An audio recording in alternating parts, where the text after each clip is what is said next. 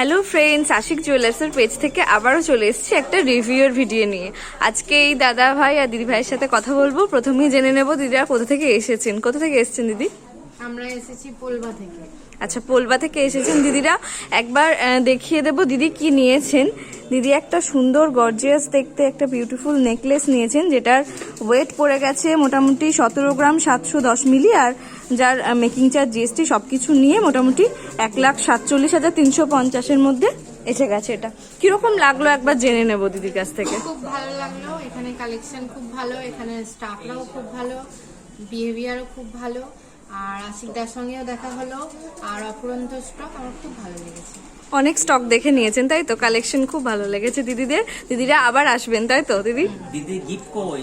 আচ্ছা, দিদিদের এখনো গিফটটা দেওয়া হয়নি, গিফটটা দিয়ে দেবো দিদিদের। আচ্ছা, দিদিদের জন্য গিফট রয়েছে। আর যারা আসতে চাইবে তাদেরকে কি বলবেন? তাদের বলবো অবশ্যই এসো, খুব ভালো কালেকশন আছে, জলদি এসো। দাদার কথাই হচ্ছে মাথা ফাটাফাটি কালেকশন, মাথা নষ্ট করা কালেকশন। কালেকশন হ্যাঁ, এক্স্যাক্টলি সেম। আচ্ছা ঠিক আছে, থ্যাংক ইউ দিদি, খুব ভালো লাগলো।